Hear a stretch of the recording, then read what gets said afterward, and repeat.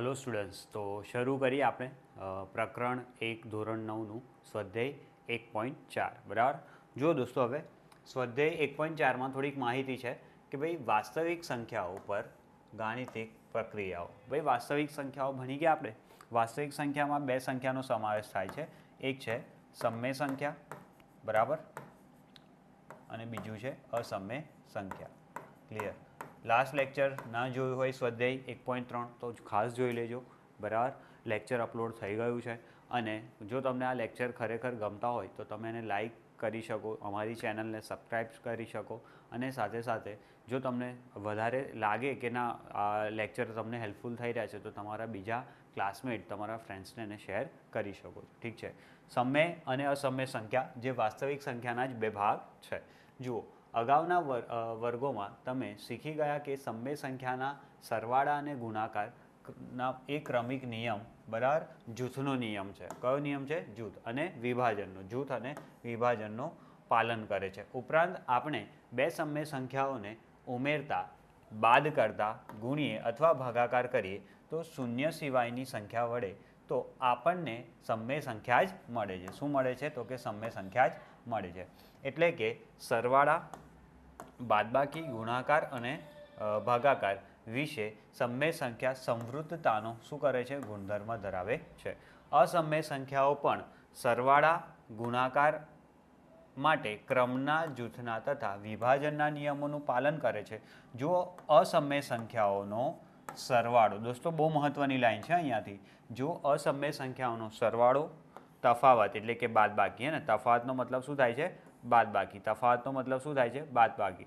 પછી ગુણનફળ, ભાગફળ હંમેશા અસમય સંખ્યા જ થાય છે બરાબર. અસમય સંખ્યા જેટલો જ હોય છે તે બરાબર જરૂરી નથી. કે ઘણીવાર કેવું થાય કે જો આપણે અસમય સંખ્યાનો સરવાળો, તફાવત, ગુણનફળ કે ભાગાકાર હંમેશા અસમય સંખ્યા જ હોય તે જરૂરી નથી. ઉદાહરણ તરીકે વર્ગમૂળમાં 6 છે વત્તા કૌંસમાં ઓછા વર્ગમૂળમાં 6 છે બરાબર. આ એક બરાબર એક ચોક્કસ સંખ્યાનું ચોક્કસ સંખ્યા સાથે સરવાળો છે બરાબર. એટલે ધન સંખ્યાનો ઋણ સંખ્યા સાથે સરવાળો વર્ગમૂળમાં આપી છે. જ્યારે અહીંયા આગળ જુઓ, વર્ગમૂળમાં 2 ઓછા વર્ગમૂળમાં 2 આપ્યા છે. પછી વર્ગમૂળમાં 3 ગુણ્યા, પોઈન્ટનો મતલબ શું થાય? ડોટનો મતલબ થાય ગુણાકાર, ગુણ્યા વર્ગમૂળમાં 3 અને વર્ગમૂળમાં 17 છેદમાં વર્ગમૂળમાં 17. આ બધી જ સંખ્યા કેવી છે? સમય સંખ્યા છે. કેવી સંખ્યા છે? સમય સંખ્યા. જુઓ શું થઈ શકે. જુઓ, પ્લસ છે અને અહીંયા આગળ પ્લસ માઇનસ માઇનસ, જવાબ શું આવશે? 0. 0 એ શું છે? સમય સંખ્યા. વર્ગમૂળમાં 2માંથી હું વર્ગમૂળમાં 2 બાદ કરું, જવાબ શું આવે? 0. સમય સંખ્યા છે બરાબર. વર્ગમૂળમાં 3 ગુણ્યા વર્ગમૂળમાં 3 એટલે બંને બરાબર અલ્ટિમેટલી શું થાય? વર્ગમૂળમાં 3નો વર્ગ થઈ જાય કેમ કે ગુણાકાર છે અને વર્ગ અને વર્ગમૂળ કાઢી દઈએ, જવાબ આવશે તમારો 3. 3 એ કેવી છે? સમય સંખ્યા છે. અને વર્ગમૂળમાં 17 છેદમાં વર્ગમૂળમાં 17, વર્ગમૂળમાં 17 એકા વર્ગમૂળમાં 17, જવાબ આવ્યો 1. 1 એ કેવી સંખ્યા છે? તો કે સમય સંખ્યા છે. ખ્યાલ આવે દોસ્તો? આ બધાનો જવાબ શું આવે છે? સમય સંખ્યા આવે છે બરાબર. વર્ગમૂળમાં ઘણી સંખ્યાઓ અસમય પણ છે. જેમ કે વર્ગમૂળમાં 2 અસમય સંખ્યા છે, વર્ગમૂળમાં 3 અસમય સંખ્યા છે, વર્ગમૂળમાં 17 અસમય સંખ્યા છે. ક્લિયર? પણ એનો ગુણાકાર, ભાગાકાર, બાદબાકી કે સરવાળો બરાબર સમય સંખ્યા હોઈ શકે. એવું કમ્પલસરી નથી કે અસમય સંખ્યા જ હોય, એવું જરૂરી નથી. હવે એક સમય સંખ્યામાં એક અસમય સંખ્યા ઉમેરી બરાબર. શું કહે છે? એક સમય સંખ્યામાં એક અસમય સંખ્યા ઉમેરીએ છીએ અને એક સમય સંખ્યાનો અસમય સંખ્યા વડે શું કરીએ છીએ? ગુણાકાર કરીએ છીએ. ત્યારે શું થાય છે તે જાણીએ. ઉદાહરણ તરીકે વર્ગમૂળમાં 3 અસમય સંખ્યા કહેવાય કેમ કે મેં તમને લાસ્ટ લેક્ચરમાં શીખવાડ્યું છે. આ 2, 3, 5, 7 બરાબર 11, 13 આ બધી સંખ્યા કેવી છે? તો કે અવર્ગીકૃત સંખ્યા કે જેના આ બધી સંખ્યા કેવી છે? કે જેના અવયવ ન પડી શકે બરાબર. અવિભાજ્ય સંખ્યા છે અને ક્યારે પણ તમે અવિભાજ્ય સંખ્યાનું વર્ગમૂળ કરો છો તો એ સંખ્યા કેવી બની જાય છે? અસમય બની જાય છે. કેવી બની જાય છે? અસમય બરાબર. આ બધી સંખ્યા અવિભાજ્ય સંખ્યા છે. જેમ કે 7 અવિભાજ્ય છે, જો તમે 7નું વર્ગમૂળ કરો તો એ સંખ્યા કેવી બની જાય? અસમય સંખ્યા બની જાય. એટલા માટે વર્ગમૂળમાં 3 એ પણ કેવી છે? અસમય સંખ્યા છે. તો 2 વત્તા વર્ગમૂળમાં 3, 2 ગુણ્યા વર્ગમૂળમાં 3 કેવી રીતે સંખ્યાઓ છે? તો અહીં વર્ગમૂળમાં 3 એ અનંત આવૃત દશાંશ અભિવ્યક્તિ છે. તેથી 2 વત્તા વર્ગમૂળમાં 3 અને 2 ગુણ્યા વર્ગમૂળમાં 3 માટે પણ આ ગુણધર્મ સત્ય છે. આમ 2 વત્તા વર્ગમૂળમાં 3 અને 2 ગુણ્યા વર્ગમૂળમાં 3 બંને અસમ્ય સંખ્યાઓ છે. કેવી સંખ્યાઓ છે દોસ્તો? અસમ્ય સંખ્યાઓ છે. બંને કેવી સંખ્યાઓ છે? અસમ્ય સંખ્યા. સીધી ભાષામાં હું તમને કહું, બરાબર, દાખલાની શરૂઆત કરીશું પણ થોડા રૂલ છે, યાદ રાખજો.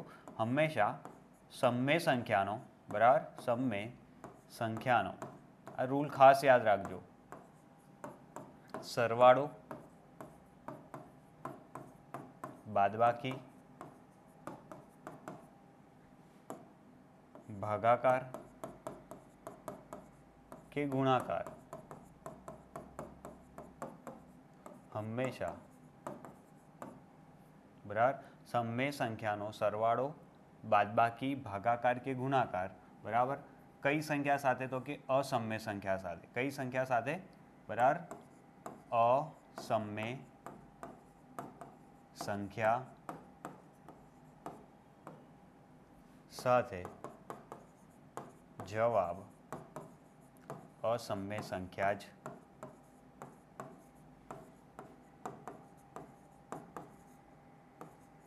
મળે. કોઈપણ સમય સંખ્યાનો સરવાળો, બાદબાકી, ભાગાકાર કે ગુણાકાર અસમ્ય સંખ્યા સાથે કરો તો જવાબ તમને શું મળે? અસમ્ય સંખ્યા જ મળે. ખબર પડી કે ભાઈ સમય સંખ્યા છે, બરાબર, એનો સરવાળો અથવા બાદબાકી અથવા ગુણાકાર અથવા ભાગાકાર જો તમે અસમ્ય સંખ્યા સાથે કરો, કઈ સંખ્યા સાથે કરો? અસમ્ય સંખ્યા સાથે કરો તો જવાબ તમને અસમ્ય સંખ્યા જ મળે. શું મળે?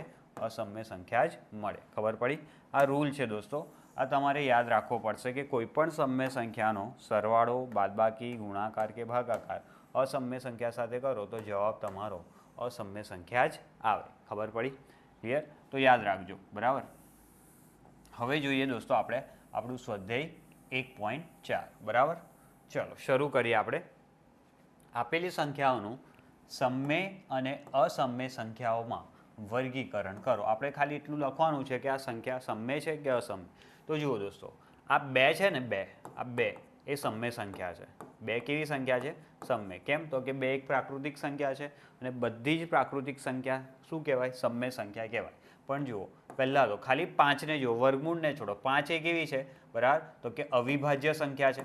કેવી છે? અવિભાજ્ય. અને મેં તમને શીખવાડ્યું છે કે કોઈ પણ અવિભાજ્ય સંખ્યાનું જો વર્ગમૂળ કરવામાં આવે, શું કરવામાં આવે? વર્ગમૂળ. જેમ કે આ 5 અવિભાજ્ય છે, એનું વર્ગમૂળ કરવામાં આવે તો આ સંખ્યા કેવી થઈ ગઈ? અસમય. કેવી થઈ ગઈ? અસમય. કેમ કે તમે આનો, બરાબર, અને તમે દશાંશ સ્વરૂપમાં ફેરવશો તો આનો જવાબ અનંત સુધી વધ્યા જ કરશે. એટલે કે કોઈ પણ સમય સંખ્યા એટલે કે 2નો બાદબાકી અસમય સંખ્યા સાથે, મેં તમને હમણાં જ શીખવાડ્યું, શું આવે જવાબ? તો કે જવાબ આવે અસમય સંખ્યા. બરાબર, શું આવશે? અસમય સંખ્યા. ક્લિયર? શું છે આ? આખું સ્વરૂપ પૂછે કે ભાઈ આ 2 માઇનસ 2 ઓછા વર્ગમૂળમાં 5 એ કેવી સંખ્યા છે? તો એ સંખ્યા થશે અસમય સંખ્યા. કેમ? તો કે મેં તમને શીખવાડ્યું છે સમય સંખ્યામાં સરવાળો, બાદબાકી, ગુણાકાર કે ભાગાકાર જો અસમય સંખ્યા સાથે કરો તો જવાબ શું આવે? અસમય સંખ્યા જ આવે. પછી જોઈએ, જોઈ લો. હવે ઘણા દાખલામાં જોઈને આવું નહીં, જોઈને નહીં ખબર પડે, સાદું રૂપ પણ આપવું પડશે. જુઓ, જેમ કે આ દાખલામાં 3 એવા ને એવા, વર્ગમૂળમાં 23 એવા ને એવા. કોઈને એવું થાય કે જો સર વર્ગમૂળમાં 23 છે ને, તમે જ કીધું તો સરવાળો, બાદબાકી, ગુણાકાર, ભાગાકાર કરો તો જવાબ સમય સંખ્યાનો અસમય સંખ્યા સાથે કરો તો શું આવે? જવાબ અસમય સંખ્યા જ આવે. તો સર આ વર્ગમૂળમાં 23 અસમય છે, જવાબ અસમય આવશે ને તો પણ હું કહીશ કે હજુ આને સાદું રૂપ આપો.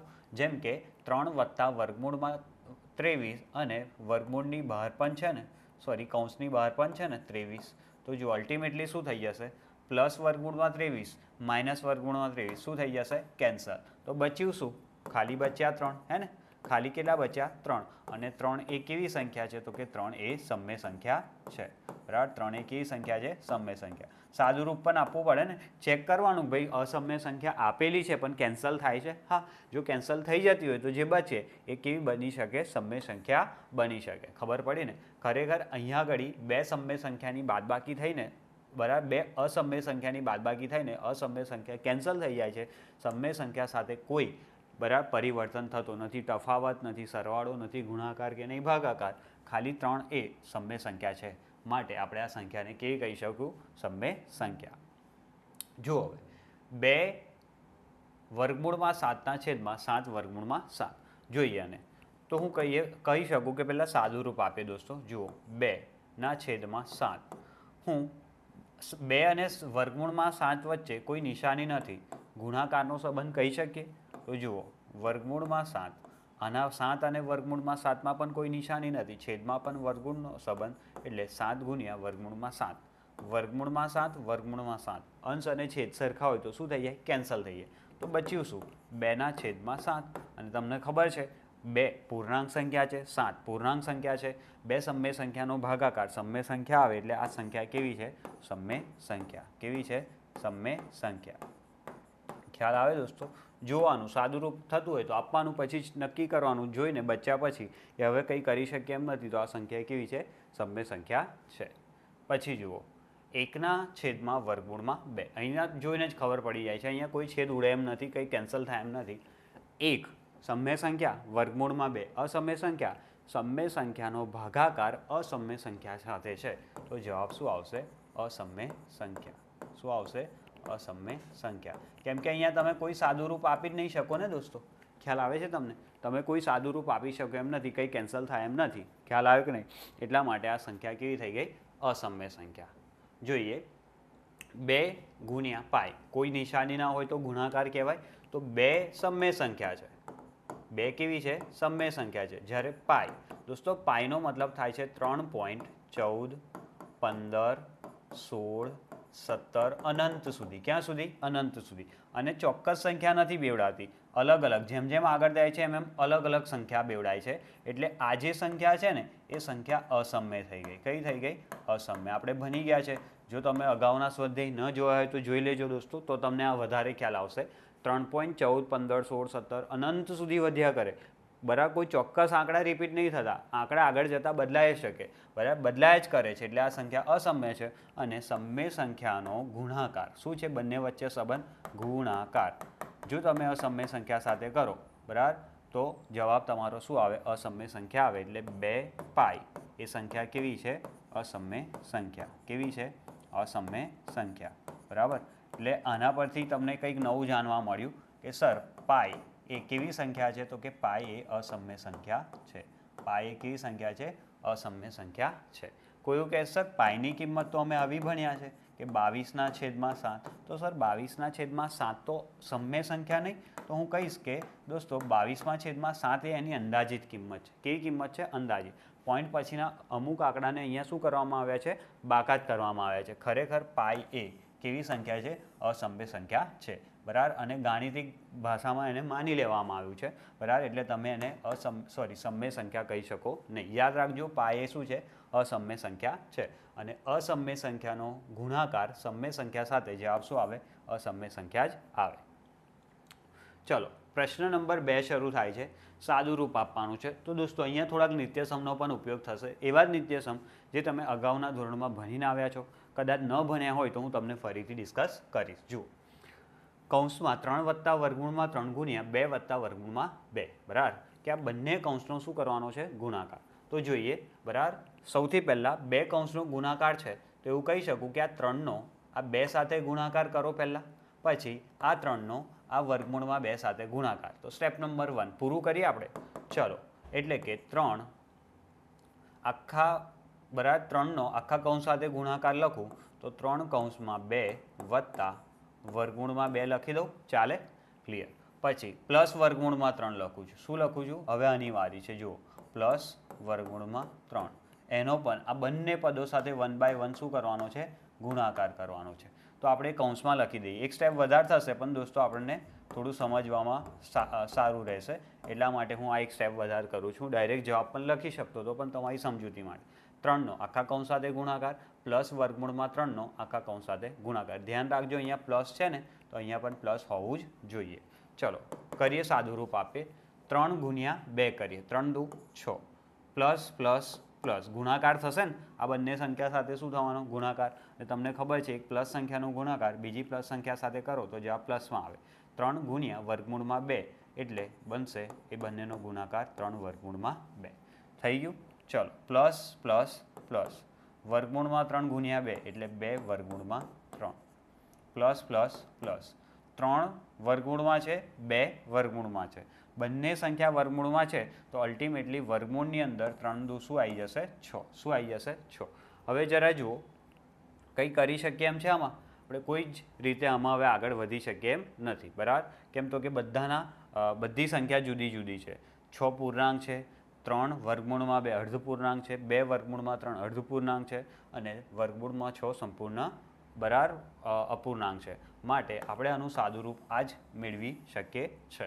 તો આ જે માહિતી આપેલી હતી તમને બરાબર કે ભાઈ 3 વત્તા વર્ગમૂળમાં 3 કૌંસમાં 2 વત્તા વર્ગમૂળમાં 2 જેનું સાદું રૂપ આવશે 6 વત્તા 3 વર્ગમૂળમાં 2 વત્તા 2 વર્ગમૂળમાં 3 વત્તા વર્ગમૂળમાં 6. પછી જોઈએ જો દોસ્તો બહુ સરસ સાદું રૂપ પૂછ્યું છે.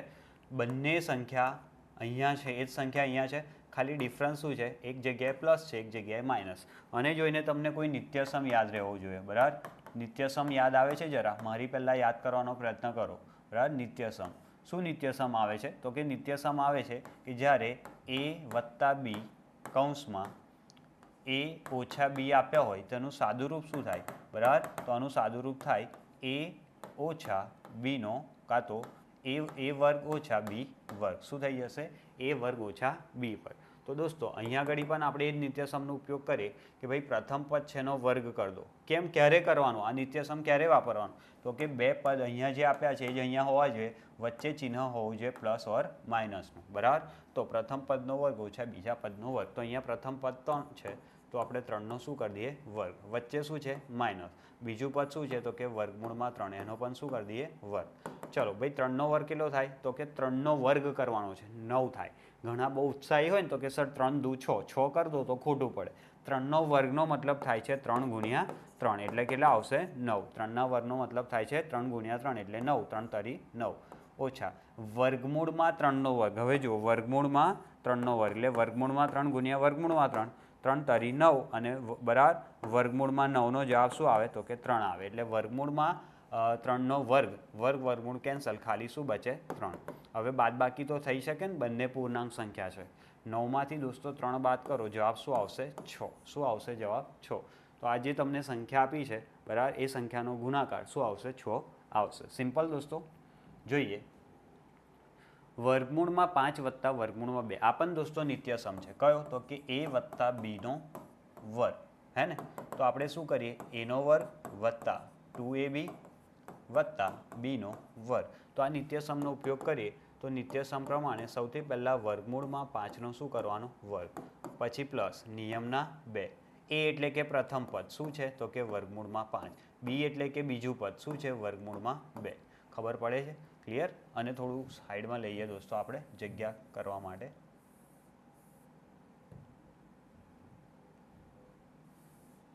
ચાલો વર્ગમૂળમાં 5નો વર્ગ વત્તા 2 વર્ગમૂળમાં 5 વર્ગમૂળમાં 2 વત્તા વર્ગમૂળમાં 2નો વર્ગ. કયા નિત્યસમ પરથી આવે ફરી જોઈ લો. a બરાબર a પ્લસ બીનો આખા કૌંસનો વર્ગ હોય તો નિત્યસમ પ્રમાણે a² plus 2ab plus b². આ નિત્યસમ આવડવો જોઈએ તમને ઠીક છે. ધોરણ 8માં તમે ભણીને આવ્યા છો. ભાઈ વર્ગમૂળમાં 5નો વર્ગ વર્ગ અને વર્ગમૂળ કેન્સલ થઈ જાય ખાલી શું બચશે 5. પછી જોઈ લો 2 વર્ગમૂળમાં 5 વર્ગમૂળમાં 2 તો 2 એવા ને એવા આ બંનેનો ગુણાકાર કરો તો 5 દુ 10 એટલે વર્ગમૂળમાં શું આવી જશે 10. પછી વર્ગમૂળ કેન્સલ થઈ જાય ખાલી શું બચે 2. ચલો આ સંખ્યાને કંઈ ના કરી શકીએ પણ 2 અને 5 વચ્ચે તો સરવાળો કરીએ ને 2 વત્તા 5 એટલે 7 વત્તા 2 વર્ગમૂળમાં 10. ખ્યાલ આવે દોસ્તો તમને ક્લિયર. પછી આપણો જવાબ છે આ દાખલાનો ચેક કરી લો 7 વત્તા 2 વર્ગમૂળમાં 10. પછી જોઈએ દોસ્તો આપણે દાખલા નંબર નેક્સ્ટ ચોથો દાખલો છે આપણી પાસે. જો હવે સેમ આપણને અગાઉના નિત્યસમ જેવો કે ભાઈ વર્ગમૂળમાં 5 વર્ગમૂળમાં 2 વર્ગમૂળમાં 5 વર્ગમૂળમાં 2 ખાલી વચ્ચે માઇનસ અને પ્લસનું કોઈ જ ગભરાવાની જરૂર નહીં. પ્લસ અને માઇનસ છે એટલે નિત્યસમ આ જ આવશે કે જ્યારે આપણી પાસે a માઇનસ બી કૌંસમાં a પ્લસ બી હોય બરાબર, તો એનું સાદું રૂપ શું થાય તો કે a square minus B square, એટલે કે એનો વર્ગ ઓછા બીનો વર્ગ બરાબર. તો આપણે અહીંયા એ જ કરવાનું છે. પ્રથમ પદ શું છે આપણું તો કે વર્ગમૂળમાં 5 છે, તો આખા વર્ગમૂળમાં 5નો શું કરી દો વર્ગ, વચ્ચે શું લખવાનું ઓછા. પછી બીજું પદ શું છે તો કે વર્ગમૂળમાં 2, તો વર્ગમૂળમાં 2નો શું કરી દો વર્ગ. વર્ગ વર્ગમૂળ કેન્સલ થઈ જાય, વર્ગ અને વર્ગમૂળ દોસ્તો આવું હોય ને તો વર્ગ, આ વર્ગ અને વર્ગમૂળ શું થઈ જાય કેન્સલ, શું બચે ખાલી 5. અહીંયા પણ વર્ગ અને વર્ગમૂળ શું થઈ જાય કેન્સલ, ખાલી શું બચે 2. 5માંથી 2 બાદ કરો, જવાબ આવી ગયો તમારો 3. દોસ્તો ફટાફટ થાય દાખલા, હે ને. જો દાખલા નંબર 3 પણ આવી ગયા આપણે. યાદ કરો કે પાઈને એક વર્તુળના પરિઘ સી, પરિઘને અહીંયા આગળ સી વડે દર્શાવવામાં આવ્યો છે, વ્યાસ જેને અહીંયા ડી વડે દર્શાવવામાં આવ્યો છે, કે વર્તુળના પરિઘ અને તેના વ્યાસ ડીના ગુણોત્તર તરીકે દર્શાવવામાં આવે છે. એટલે કે પાઈ બરાબર સી ભાગ્યા ડીને વિરોધાભાસી છે, કારણ કે પાઈ એ અસમય સંખ્યા છે. હમણાં ડિસ્કસ કર્યું દોસ્તો આપણે અગાઉના દાખલામાં, પાઈ એ કેવી છે અસમય સંખ્યા છે. આ વિરોધાભાસનો ઉલ્લેખ કેવી રીતે લાવશો, જો મેં થોડીક થિયરી ટાઈપ પ્રશ્ન છે દોસ્તો આપણે, એટલે જવાબ થોડું વિચારીને લખવું પડશે. કે પરિઘ સી દોસ્તો, પરિઘ સી છે હા, અને વ્યાસ ડીનું ચોક્કસ માપ જાણવું અશક્ય છે. ખબર પડી ને કેમ, તો કે અહીંયા આગળ આપણને કોઈ માપ આપ્યા છે, આંકડા આપ્યા છે નથી આપ્યા. વિપુલ દર્શિતા દોસ્તો, વિપુલ દર્શિતા ખબર પડે, કોઈક સંખ્યા રેખા હોય, ધારો કે આ સંખ્યા રેખા છે, અહીંયા આગળ છે 2 અને અહીંયા આગળ છે 3. શું સ્કેલ જોઈ હશે ને તમે, માપ પટ્ટી ફૂટ પટ્ટી, એની વચ્ચે જો નાના નાના કાપા હશે, આ શું હોય છે તો કે માઇક્રો લેવલના માપ હોય છે, બીજું કંઈ નહીં હોતું, હે ને. તો આ શું હોય છે વચ્ચે તો કે 2 અને 3ની વચ્ચે સંખ્યાઓ છે, બિલકુલ છે 100% છે, અને અસંખ્ય તમે ગણી ન છો કેટલી સંખ્યા. જેમ કે જુઓ 2 અને 3 વચ્ચે આવે 2.1 આવે, 2.2 આવે, 2.3 આવે, ક્યાં સુધી આવે તો કે 2.9 સુધી આવે. સર તમે તો અસંખ્ય કહેતા હતા, તો હું કહું ને હજી જોઈએ, જોઈ લો. ધારો કે હવે 2.2 થી 2.1, 2.3, 2.5, 2.7, 2.9, 3 સુધી, હજી આ બે સંખ્યા વચ્ચે જોવી છે, જોઈ લો. અહીંયા હું લખું છું 2.2, અહીંયા હું લખું છું 2.3, આની વચ્ચે પણ સંખ્યાઓ છે. હું કહીશ કે હા કઈ તો કે જુઓ 2.21, 2.22, 2.23 છે, ક્યાં સુધી તો કે 2.29 સુધી. ક્યાં સુધી 2.29 સુધી. તમે કહેશો કે સર 2.22 થી 2.23 વચ્ચે પણ સંખ્યાઓ છે, હું કહીશ કે હા 100% છે. ખબર પડી. તમે એવું કહેશો કે સર 2.500 થી 2.1000 વચ્ચે પણ સંખ્યા છે, તો હું કહીશ કે હા અસંખ્ય સંખ્યા છે. જેમ જેમ તમે અંદર વધતા જશો સંખ્યાઓ મળતી જશે. અને શું કહેવાય, આખી પ્રક્રિયા શું છે વિપુલ દર્શિતા. દોસ્તો તમારા જૂના સિલેબસમાં વિપુલ દર્શિતાના દાખલા હતા, પણ વર્ષ 2023ના ચેન્જ પછી તમારા સિલેબસમાંથી આ વિપુલ દર્શિતાવાળા દાખલા કાઢી દેવામાં આવ્યા છે. તે છતાં અહીંયા ઉલ્લેખ કર્યો છે કે વિપુલ દર્શિતાની મદદથી આપણે પરિઘ અને વ્યાસનું માપ મેળવીએ તો બની શકે કે પરિઘ અથવા વ્યાસનું માપ બંનેમાંથી બરાબર કોઈ એક માપ કેવી હોય અસમય સંખ્યા મળે. આથી જ પાઈ બરાબર સી અપોન ડી. હમણાં જ શીખવાડ્યું કે ભાઈ કોઈ પણ અસમય સંખ્યાનો સમય સંખ્યા સાથે સરવાળો, બાદબાકી, ગુણાકાર કે ભાગાકાર, જોઈ લો અંશ અને છેદ ભાગાકાર છે બરાબર, છતાં પાઈ એ કેવી છે અસમય સંખ્યા છે. તેથી કોઈ જ વિરોધાભાસ નથી, અહીંયા આગળ કોઈ વિરોધાભાસ નથી. બસ આ તમે જવાબમાં લખી શકો. જો દોસ્તો પ્રશ્ન નંબર 4 તમને કીધું છે દોસ્તો, સમય બચે ને એટલે મેં લખી રાખ્યું છે, કેમ કે ઘણી બધી માહિતી છે આમાં. તમારે લખીને હું ટાઈમ બગાડું એના કરતાં સમજૂતી મળી જાય, તમે તમારું કામ કરી શકો. શું કીધું છે, વર્ગમૂળમાં 9.3ને સંખ્યા રેખા પર દર્શાવો. તો જુઓ રચના અને એના મુદ્દા છે દોસ્તો. આ તમારો 4 માર્કનો દાખલો છે. ખબર પડી ને કે તમને એક્ઝામમાં પૂછાઈ શકે. ફર્સ્ટ એક્ઝામ સેમિસ્ટર 1ની એક્ઝામ જે તમારી ઓક્ટોબરમાં થતી હોય છે, એક્ઝામમાં તો 99% ચાન્સીસ છે કે આ ટાઈપનો તમને દાખલો પૂછે, રચનાનો દાખલો પૂછે કે ભાઈ વર્ગમૂળમાં 9.3ને સંખ્યા રેખા પર દર્શાવો. તો શું કરવાનું છે, જો રચનાના મુદ્દા જુઓ. સૌથી પહેલાં તમારે કિરણ AX દોરવાનું. જો દેખાય છે, આવી રહ્યો આ A છે અને આ X છે. આ શું છે, કિરણ AX છે. બિંદુ B એવું લો કે જેથી AB બરાબર 9.3 એકમ થાય. AB બરાબર કેટલા થવા જોઈએ 9.3 એકમ. આ વર્ગમૂળમાં નથી, ધ્યાન રાખજો, વર્ગમૂળની બહાર છે. 9.3 એકમ તમારે લેવાના છે. પછી BXનું માપ, આ થઈ ગયું આપણું કામ. પછી જો BX પરનું બિંદુ C લો કે જેથી BC બરાબર 1 એકમ થાય. BX પર એવું બિંદુ લો બરાબર B થી X વચ્ચે એવું બિંદુ C લો બરાબર B થી Cનું એટલું માપ લો કે જેનું માપ કેટલું થાય 1 એકમ થાય. જોઈ લો 1 એકમ થાય છે B થી C વચ્ચેનું અંતર. પછી છે AC ને P માં છેદો. AC ને P માં છેદતો AC નો લંબ દ્વિભાજક આ A છે આ C છે આ A છે આ C છે બરાબર. A થી C ની વચ્ચે આવે ને એવું બિંદુ શું લેવાનું B, તો જ લંબ દ્વિભાજક લેવાય ને. શું દોરાય તો જ લંબ દ્વિભાજક. એટલે A થી C ની વચ્ચે આવતું એક બિંદુ P લો અને એના દ્વારા તમારે શું દોરવાનો છે તો કે AC ને P બિંદુમાં છેદતો એવો AC નો શું દોરો લંબ દ્વિભાજક દોરો. આ લંબ છે અને આ એનું દ્વિભાજક. દ્વિભાજકનો મતલબ થાય A અને C ના બે ભાગ કરનાર. એટલે જેટલું માપ AP નું છે એટલું જ માપ P થી C નું છે બરાબર. થોડુંક મારી પાસે દોસ્તો મેઝરમેન્ટ માટે સ્કેલ અને પેન્સિલ નથી, તમારે સ્કેલ પેન્સિલનો ઉપયોગ કરીને જ દોરવાનું છે. પછી જુઓ Pને કેન્દ્ર લઈ A થી P સુધીનો A થી બરાબર Pને કેન્દ્ર લઈ AP ત્રિજ્યાવાળું A થી P ત્રિજ્યાવાળું Pને કેન્દ્ર લઈને A થી ત્રિજ્યા પરિકર જોયું છે દોસ્તો બરાબર. અણિયું કહો છો તમે, અણી ક્યાં રાખવાની P પર, પેન્સિલનો કણ ક્યાં રાખવાનો A પર અને A થી જોડતો બરાબર તમારે બીજો એક ચાપ દોરવાનો છે જે ક્યાં છેદવો જોઈએ C પર છેદવો જોઈએ. Pને કેન્દ્ર લઈ AP ત્રિજ્યાનું અર્ધવર્તુળ દોરો બરાબર. આ અને શું કહેવાય અર્ધવર્તુળ. શું કહેવાય દોસ્તો અર્ધવર્તુળ દોરો. પછી કહે છે કે બિંદુ B એ રેખાખંડ AC નો લંબ દ્વિભાજક બરાબર. રેખાખંડ AC નો લંબ દોરો લંબ દોરો. લંબ એટલે કે આ માપ જોઈ લો છે લંબ. લંબનો મતલબ થાય કે રેખાખંડને છેદીને ઉપરની તરફ આગળ વધવું. પણ કેવા એવો લંબ કોને કહેવાય તો કે અહીંયા જે ખૂણો બનશે એ કાટખૂણો જ બનવો જોઈએ તો જ એને શું કહેવાય લંબ કહેવાય. ખબર પડી ને.